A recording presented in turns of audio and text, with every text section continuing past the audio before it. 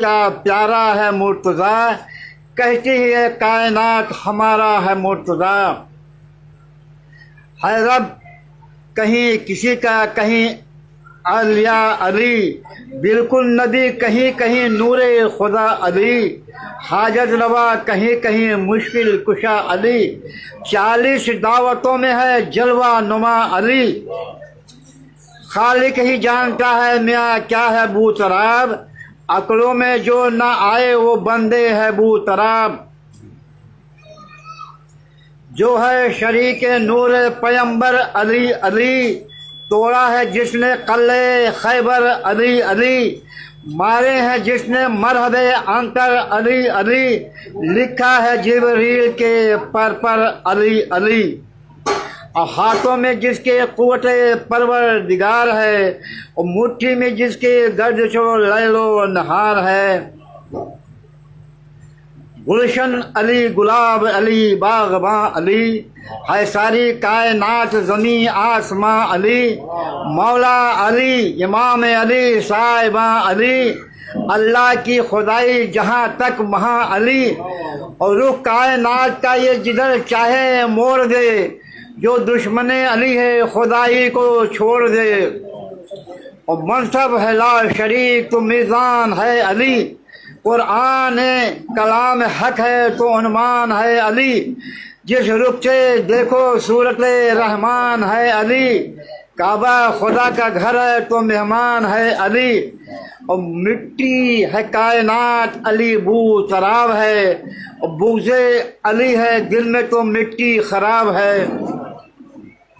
استاد جبریل شعور بشر ہے علی، اور دست خدا لسان حق نور نظر علی، ہے آخرت کے واسطے زاد سفر علی، اور جان رسول زہرا تو لفظ جگر علی، حب علی ہے دل میں تو ماں کو دعا کرو، حب علی ہے دل میں تو ماں کو دعا کرو، ہر رخ سے کامیاب ہو جاؤ مزہ کرو۔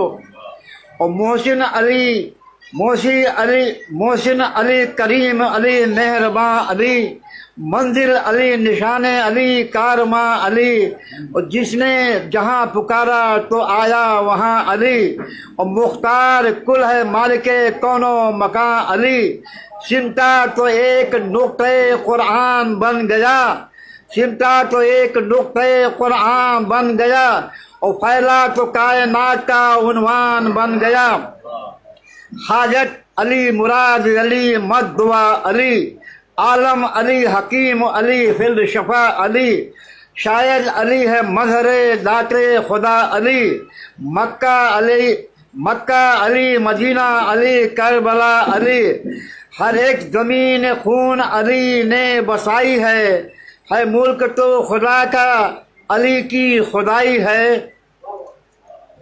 آئینہ گھر کا سب سے حسین آئینہ علی، آئینہ گھر کا سب سے حسین آئینہ علی، دنیا ہے جلوہ گاہ تو جلوہ نما علی، محور علی، نقوش علی، دائرہ علی، کشتی کائنات کا ہے نا خدا علی، اور جلتے ہو کیوں جو کہتے ہو، جلتے ہو کیوں جو کہتے ہو ہم یا علی مدد، مشکل میں ہر نبی نے پکارا یا علی مدد۔ نعرہ حیدری۔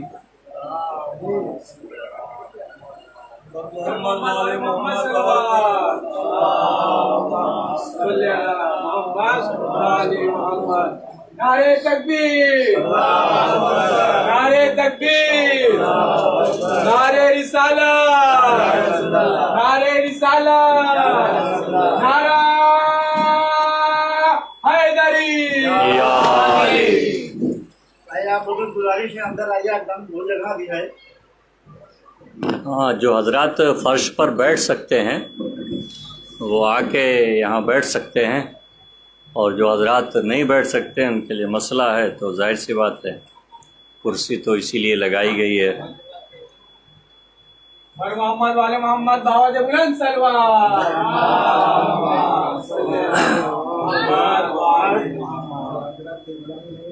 آپ حضرات ایک مرتبہ سورہ حمد، 3 مرتبہ سورہ اخلاص اول و آخر درود پڑھ کر مرحوم سید نفیس رضا ابن مظاہر حسین اور مرحومہ انیس فاطمہ بنت محمد احسن کی روح کو ایصال کر دو۔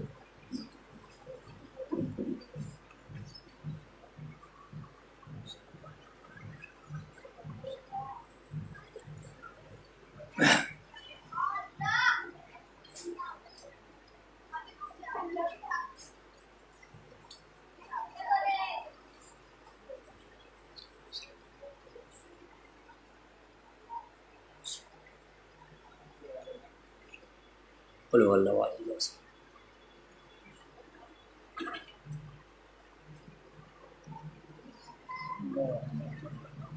محمد لا حول ولا قوة إلا بالله العلي العظيم أعوذ بالله من الشيطان اللعين الرجيم بسم الله الرحمن الرحيم الحمد لله الذي هدانا لهذا وما كنا لنهتدي لولا أن هدانا الله لقد جاءت رسل ربنا بالحق الصلاة والسلام على صاحب التاج والمعراج والبراق والعلم دافع البلاء والوباء والقحط والمرض والعلم اسمه مکتوب مرفوع منقوش فی اللوح والقلم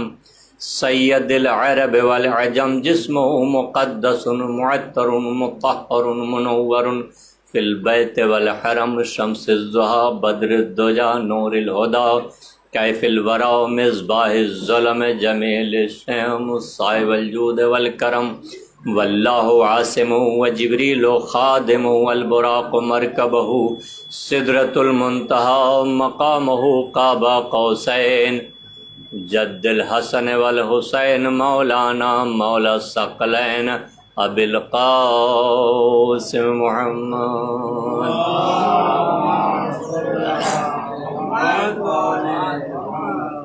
وعلى آلہ الطیبین الطاہرین المعصومین المظلومین المنتخبین المجتنبین المکرمین علی لعنۃ اللہ علی اعدائہم اجمعین من یومنا ھذا الی یوم الدین اما بعد فقد قال اللہ تبارک و تعالی وقولہ الحق بسم اللہ الرحمن الرحیم کل نفس ذائقۃ الموت صلوات پڑھے محمد علیہ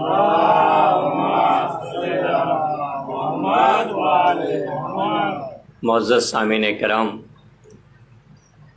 خداوند عالم کلام بلاغت نظام میں ارشاد فرما رہا ہے کہ ہر نفس کو ذائقہ موت چکھنا ہے۔ کل نفس ذائقۃ الموت، جو بھی ذی روح ہے، جو بھی صاحب نفس ہے، جسے نفس والا کہا جاتا ہے، اسے موت کا مزہ چکھنا ہے۔ جب معصوم سے پوچھا گیا کہ روح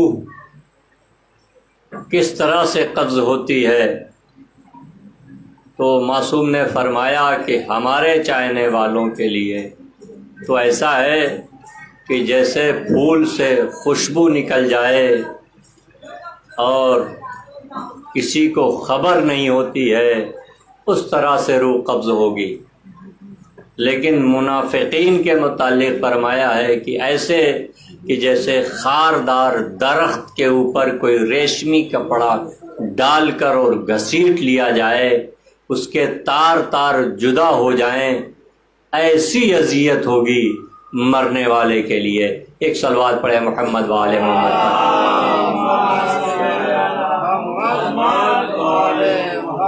میں اس قبل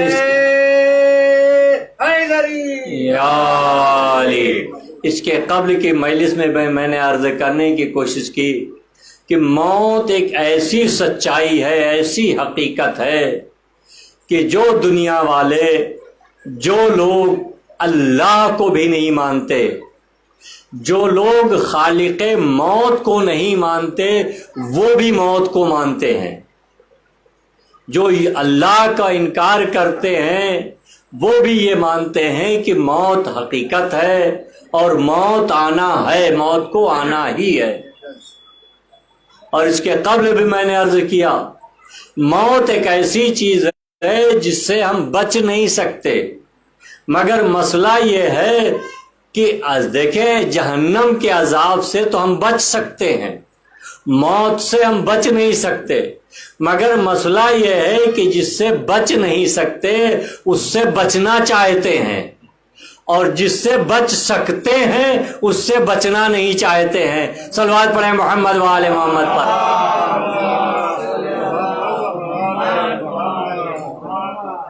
جہنم کے عذاب سے ہم بچ سکتے ہیں، کار خیر ہے، اصلاح ہے، نفس ہے، اور ساری چیزیں آپ کے سامنے ہیں، اس سے ہم بچ سکتے ہیں، مگر جس سے ہم بچ سکتے ہیں اس سے بچنے کی کوشش نہیں کرتے، اور جس سے ہم نہیں بچ سکتے اس سے بچنے کی ہم لاکھ کوشش کیا کرتے ہیں کہ تھوڑا سا اور بس ایک کام یہ ہو جائے، بس یہ کر لیں پھر اس کے بعد موت آ جائے، بس یہ کر لیں، اور یہی کرتے کرتے ملک الموت بھی آ جاتے ہیں اپنا کام کرنے کے لیے۔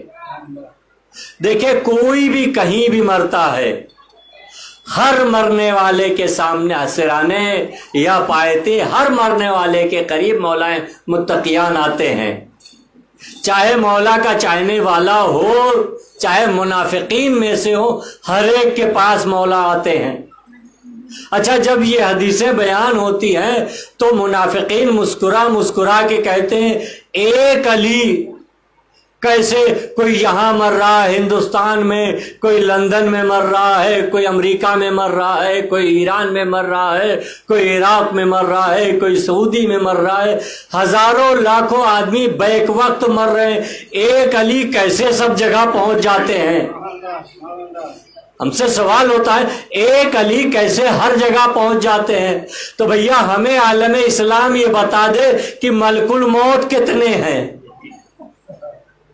تو سب یہ کہتے ہیں کہ ملک الموت بھی ایک ہے۔ عزیزو جب ایک ملک الموت لاکھوں جگہ پہنچ سکتے ہیں تو ایک علی بھی لاکھوں جگہ پہنچ۔ صلوات پڑھیں محمد و آل محمد پر۔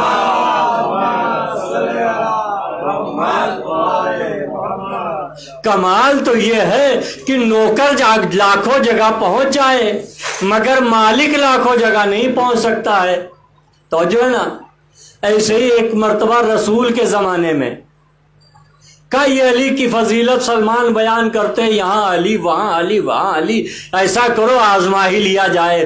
منافقین نے آپس میں میٹنگ کر لیا، اور میٹنگ کرنے کے بعد میں مغرب کے نماز سے پہلے ہی آ گئے، اے علی آپ کی ہمارے یہاں دعوت ہے، اے علی ہمارے یہاں دعوت ہے۔ دوسرا آ گیا، اے علی آپ کی ہمارے یہاں دعوت ہے۔ تیسرا آ گیا، اے علی بادشاہ ہمارے یہاں دعوت ہے، اے علی آپ کی ہمارے بادشاہ آپ کی دعوت ہے، اے علی آپ کی بادشاہ ہمارے یہاں دعوت ہے۔ 40 آدمیوں نے دعوت دے دی اور مسکرا کے آپس میں گلے ملتے رہے۔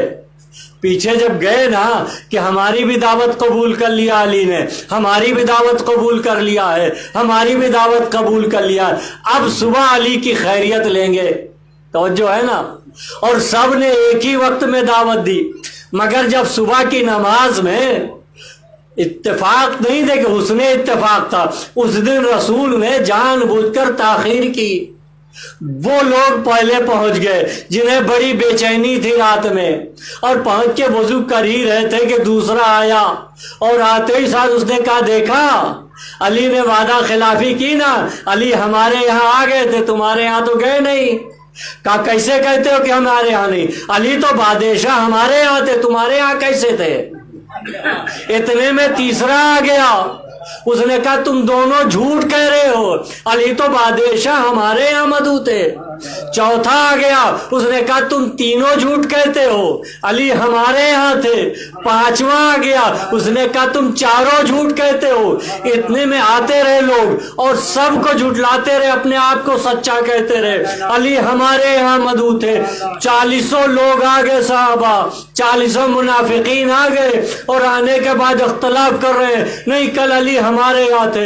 اتنے میں اللہ کے رسول آ گئے، سب دوڑے اللہ کے رسول کے پاس، دیکھیں اللہ کے رسول آپ تو جانتے ہیں نا کہ ہم سچ بول رہے ہیں، ہمارے یہاں تھے، ہمارے یہاں تھے، ہمارے یہاں تھے۔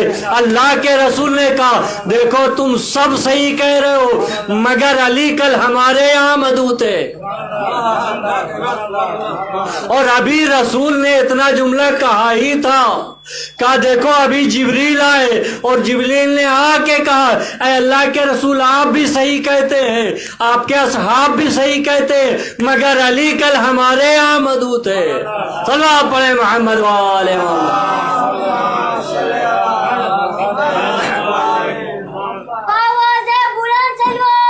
اللہم صلی علی محمد۔ دیکھیں آپ تو علی والے ہیں، سن رہے ہیں اور خوش ہو رہے ہیں، ایمان والے ہیں، ایمان تازہ ہو رہا ہے، لیکن بہت سے ایسے لوگ ہیں جب یہ فضیلت پڑھی جاتی ہے تو ہضم نہیں ہوتی۔ یہ کیسے ہو سکتا ہے ایک علی اور یہاں بھی وہاں بھی وہاں بھی وہاں بھی؟ دیکھیں آج کے زمانے میں سمجھانا اور سمجھنا بہت آسان ہو گیا ہے، کچھ چیزیں ٹیکنالوجی آ گئی ہے ہمارے سامنے۔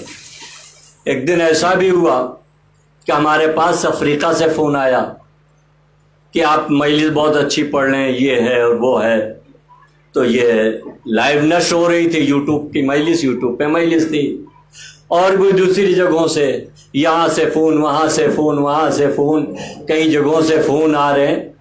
تو ہم نے کہا ہم نے تو پڑھا یہاں پہ ایک چھوٹی سی جگہ میں، کرلا جاگرتی نگر میں، آپ کو کیسے خبر ہو گئی کہ ہم نے یہ پڑھا ہے، وہ پڑھا ہے، وہ پڑھا ہے؟ کہا نہیں ہم آپ کی مجلس سن رہے تھے، لائیو سن رہے تھے، موبائل کے اوپر یوٹیوب پر لائیو سن رہے تھے، ابھی مجلس ختم ہوئی نہیں تھی، ہمیں ہماری مجلس سنا رہے ہیں کہ آپ نے یہ پڑھا، آپ نے یہ پڑھا، اور وہاں سے یہ پڑھا، وہاں سے یہ پڑھا۔ تو یہ ہم کہہ رہے ہیں یہاں پر لوگ جہاں جہاں بھی موبائل کے ذریعے سے لائیو ہیں وہ سب ہم کو اپنے اپنے گھروں میں بیک وقت دیکھ رہے ہیں، یعنی اسی وقت میں افریقہ میں جو ہمارے دوست لوگ ہیں وہ بھی سن رہے ہیں، یا جو بھی جہاں جہاں پہ رہتے ہیں، یوٹیوب پہ اگر ہم پڑھتے ہیں تو سب جو جہاں پہ بھی رہتے ہیں سننے والے سنتے رہتے ہیں۔ تو ہم پڑھ رہے ہیں یہاں پر، لوگ وہاں سے ہمیں خبر دے رہے ہیں کہ آپ نے یہ پڑھا، آپ نے یہ پڑھا۔ یہ کیوں؟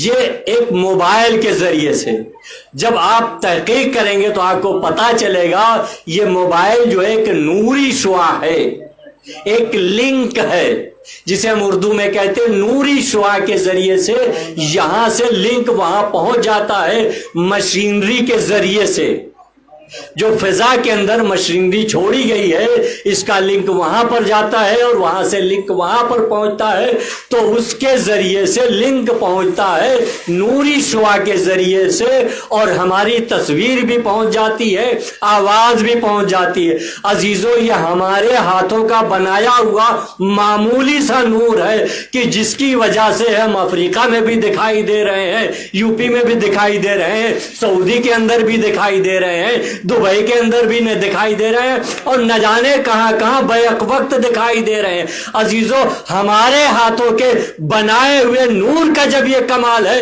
تو جسے اللہ نے اپنے ہاتھوں سے بنایا ہو وہ اگر 40 جگہ پہنچ جائے تو کیا تعجب ہے۔ صلوات پڑھیں محمد وآل محمد۔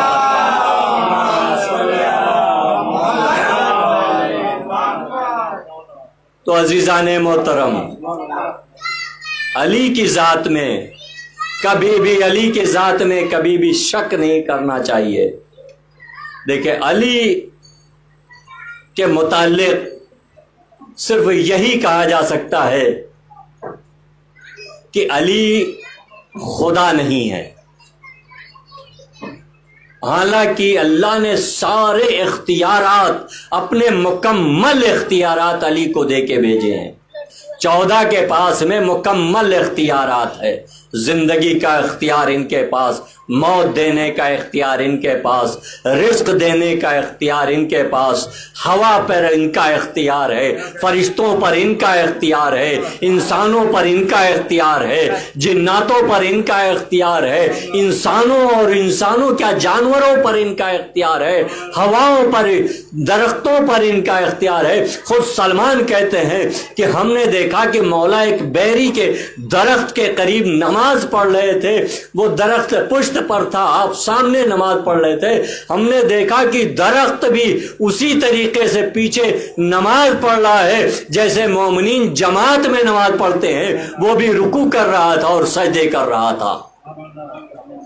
تو اتنا اختیار مکمل دے کر بھیجا ہے، مگر جب ہم یا حسین اپنی مجلس میں یا حسین کہتے ہیں اور حسین کے نام پر گریہ کرتے ہیں تو ہمیں یہ کہا جاتا ہے ارے حسین رضی اللہ عنہ پر گریہ کرنے کی کیا ضرورت ہے، حسین تو شہید ہیں، حسین تو سید الشہداء ہیں، جو شہید ہوتا ہے وہ زندہ ہوتا ہے اور زندوں پر گریہ نہیں کیا جاتا ہے۔ توجہ ہے نا، دیکھیں کیسے ہمیں بہکایا جاتا ہے کہ حسین تو شہید ہیں، شہید زندہ ہوتا ہے اور زندے پر گریہ کرنا کیسا؟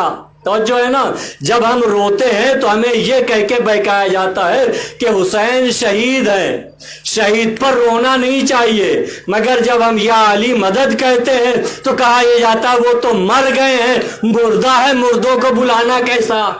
تو پہلے عالم اسلام فیصلہ کر لے اہل بیت زندہ ہیں کہ مردہ ہیں۔ صلی اللہ پڑھے محمد وآل محمد۔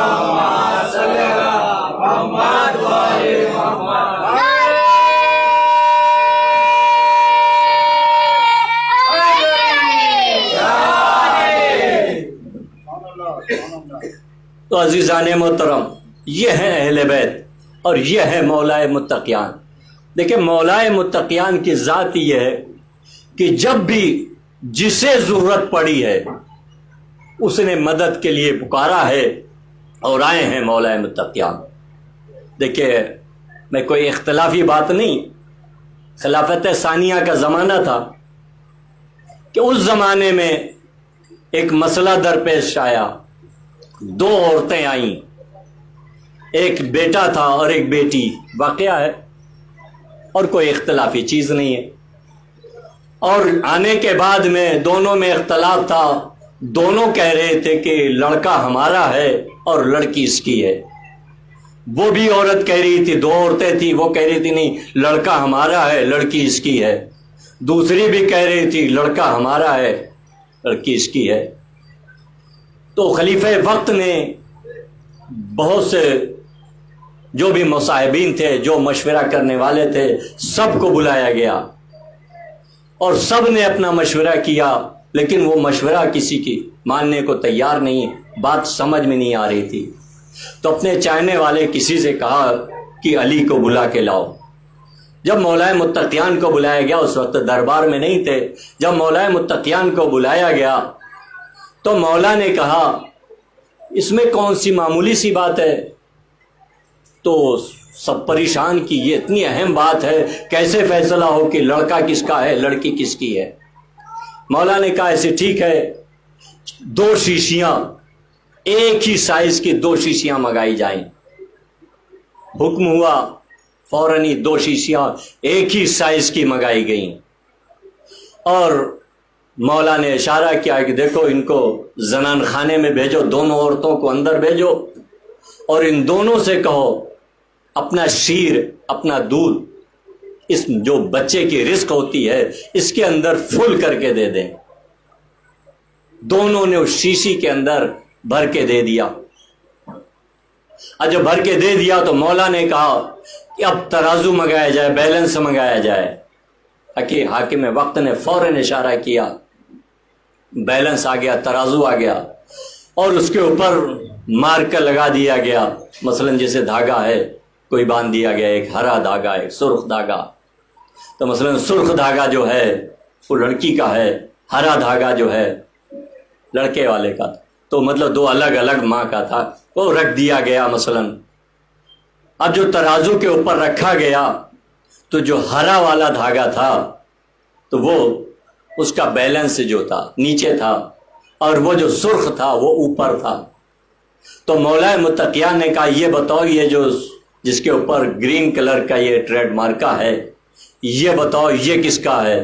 تو بتایا گیا کہ عورت نے کہا کہ یہ ہمارا ہے۔ کہا اچھا یہ تمہارا ہے تو بیٹا تمہارا ہے، یہ جس کا وزن زیادہ ہے دودھ کا وہ بیٹا تمہارا ہے، جس کا وزن کم ہے اسے بیٹی دے دیا۔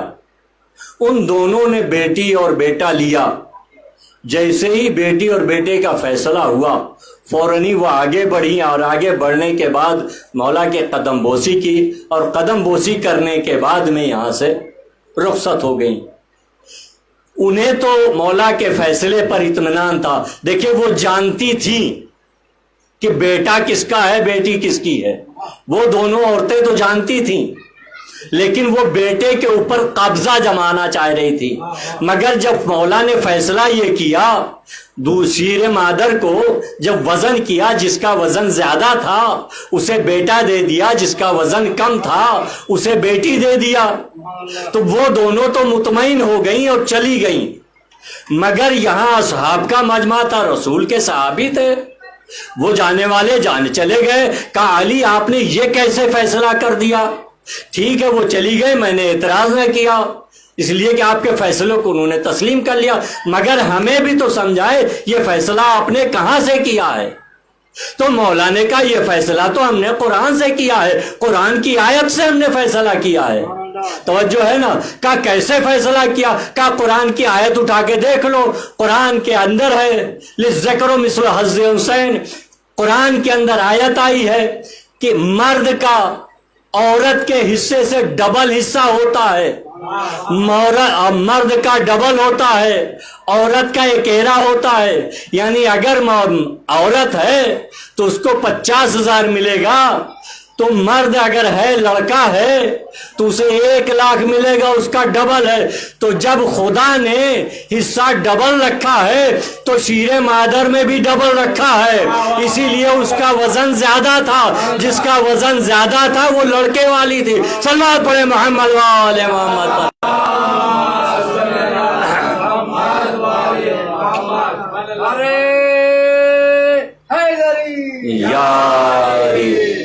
دیکھیں یہ ہے اخلاق، اور ایسا نہیں تھا، یہ اخلاق نبوی تھا، اور مولا نے اور اہل بیت نے اپنے اخلاق کی تبلیغ سب سے پہلے کی تھی۔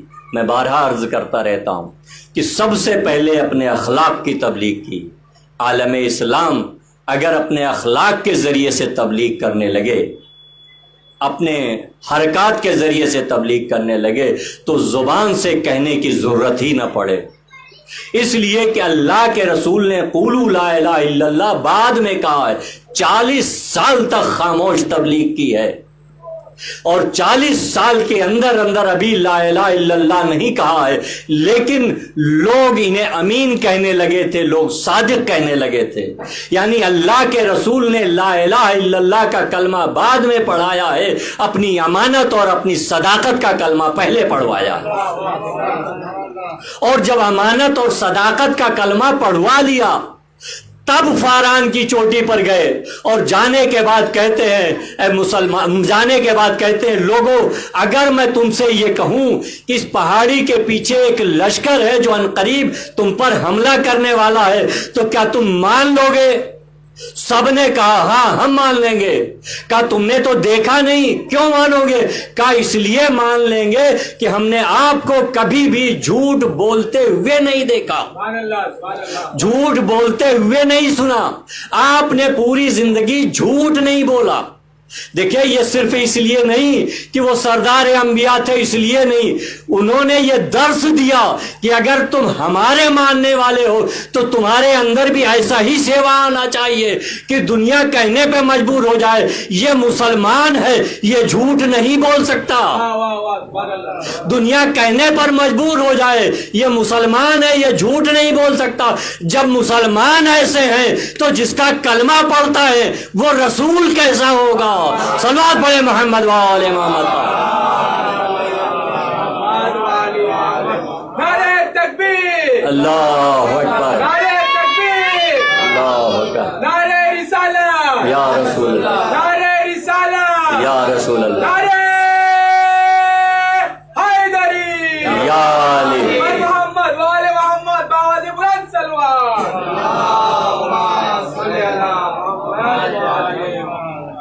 تو ہمیں اپنے اخلاق کے ذریعے سے، اپنے عادات و اطوار کے ذریعے سے زیادہ تبلیغ کرنے کی ضرورت ہے۔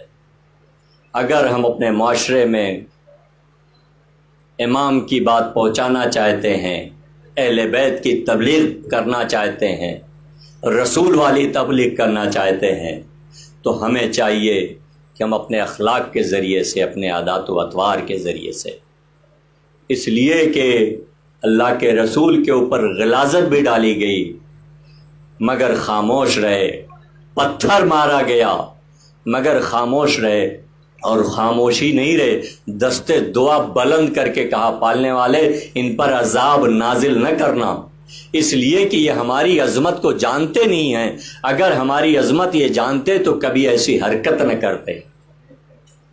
تو عزیزان محترم، میں عرض کر رہا تھا کہ اہل بیت کو اپنے اخلاق کے ذریعے سے ہم قریب کر سکتے ہیں۔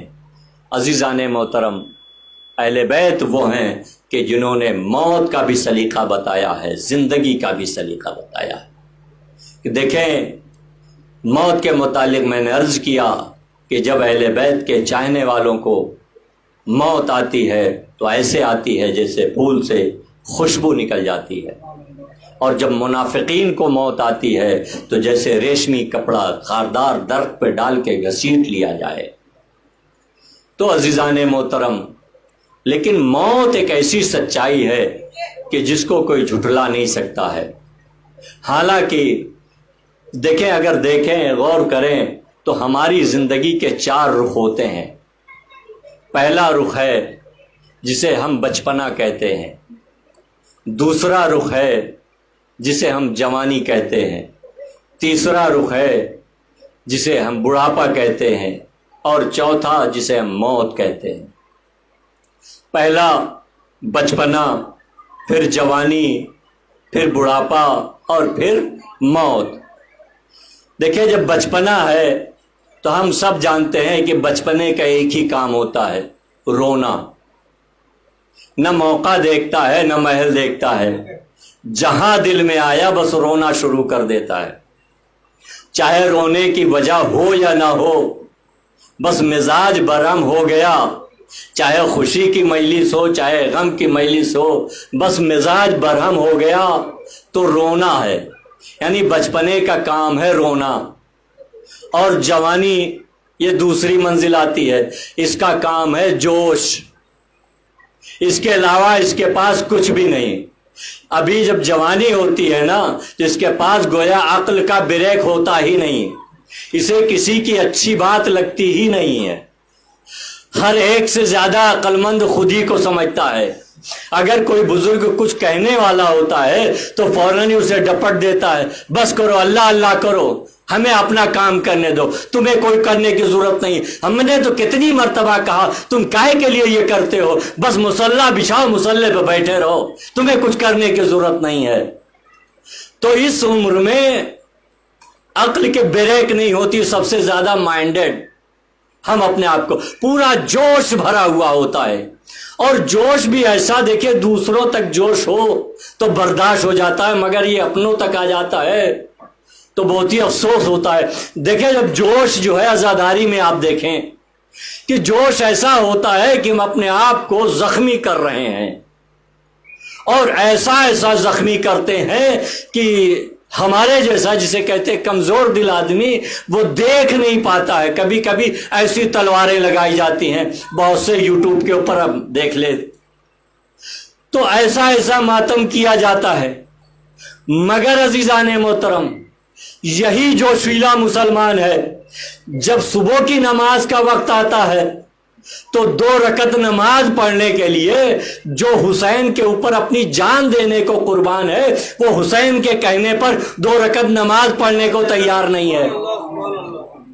تو یہ ہے جوش والی زندگی, یہ جوانی. دیکھیں بہت ہی بہتر ہے, ثواب ہے ماتم کرنا, چاہے ہاتھ کا ماتم ہو, زنجیر کا ماتم ہو. دیکھیں مجھے اس سے اختلاف نہیں ہے, بے حد ثواب ہے. اس لیے کہ جس کا ماتم سیدانیاں نہ کر سکیں, یہ شہزادی فاطمہ کی تمنا ہے, ہمیں اس کا احترام ہے, لیکن اس کا بھی احترام رہنا چاہیے کہ اگر حسین کی محبت میں ہم ماتم کر رہے ہیں تو حسین ہی کی محبت میں حسین کے کہے ہوئے پر ہم عمل بھی کریں. تو 2 چیزیں ہوئی, بچپنا اور جوانی, اور تیسری منزل ہے ضعیفی کی. بچپنا اور جوانی تو گئی, تیسری منزل ہے جو ضعیفی کی آتی ہے. اس میں لالچ بڑھ جاتی ہے, یہ بھی لے لے, وہ بھی جمع کر لے, وہ بھی رکھ لے.